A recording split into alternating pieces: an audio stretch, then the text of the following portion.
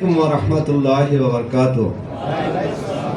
আজকে শ্রমিক সমাবেশের সম্মানিত প্রধান অতিথি জনাব নাহিদ ভাই এবং উপস্থিত আছেন আমাদের জোনের দায়িত্ব জনাব হান্নান ভাই এবং সহকারী জোন পরিচালক সিরাজুল ইসলাম ভাই এবং অন্যান্য নেতৃবৃন্দ, আসসালামু আলাইকুম ওয়া রাহমাতুল্লাহি ওয়া বারাকাতুহু। সম্মানিত ভাইরা, আপনাদেরকে আমি মোবারকবাদ জানাই। আপনারা যে আজকের দিনের শ্রমটা ছেড়ে যে আমাদেরকে যে সময়টা দিচ্ছেন সেই সময়টার জন্য। প্রিয় ভাইরা, আমরা 5ই আগস্টের আগে একটা জাহান্নামে ছিলাম। আমাদেরকে সেই জাহান্নামের শাস্তি শেখ হাসিনা কথায়, কাজে, কর্মে এবং সকল ক্ষেত্রে রিপূরণ করত। কেউ স্বাধীন ছিল না। আমরা যেহেতু শহীদের রক্তের বিনিময়ে স্বাধীনতা অর্জন করেছি, সেই অর্জনের স্বাধীনতা ধরে রাখার জন্য সবার দায়িত্ব আছে এবং সেই দায়িত্বটা সবার উপরে ফরজ। আমরা বর্তমানে আরেকটি যুদ্ধের মধ্যে নিপীড়িত পতিত আছি। সেই যুদ্ধটা হলো আমাদের ন্যায় ইনসাফের। আরেকটি হলো যারা ইনসাফ এবং ন্যায় চায় না, এটার ন্যায় ইনসাফের বিপক্ষে। কারণ কি, আমরা যেখানে দেখছি আজকে যুদ্ধের 3টি আলামত আছে।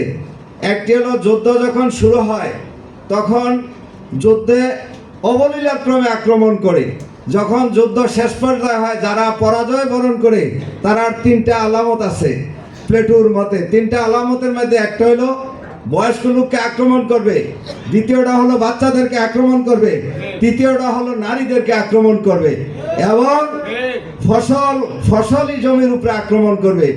আমরা কি এর আলামত কিছু দেখতে পাচ্ছি? আসলে আমরা ব্যালট যুদ্ধে উপনীত হয়েছি।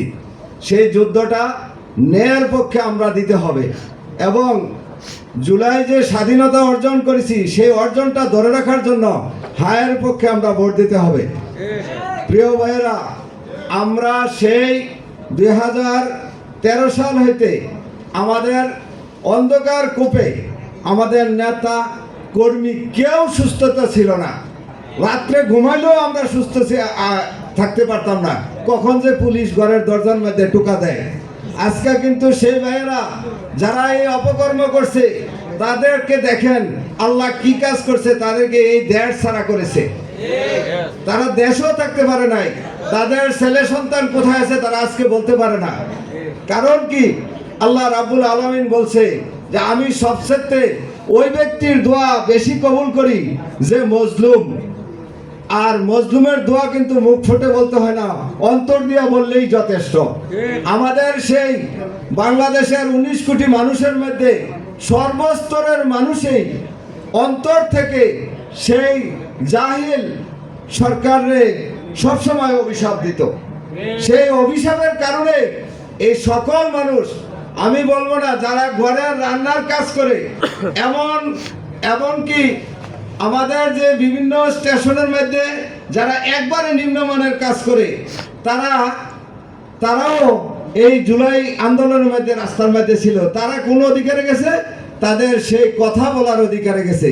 প্রিয় ভাইরা, আমরা সামনে 12ই ফেব্রুয়ারি যে আমাদের যুদ্ধ রাতের 3টার দিকে আলহামদুলিল্লাহ হয়তো সমাপ্তি ঘটবে। আমরা আশা করি আপনারা ডোর টু ডোর গিয়ে সেই ব্যালট যুদ্ধে বিপ্লব ঘটানোর জন্য সকলকে আহ্বান করে আমি আমার বক্তব্য শেষ করছি।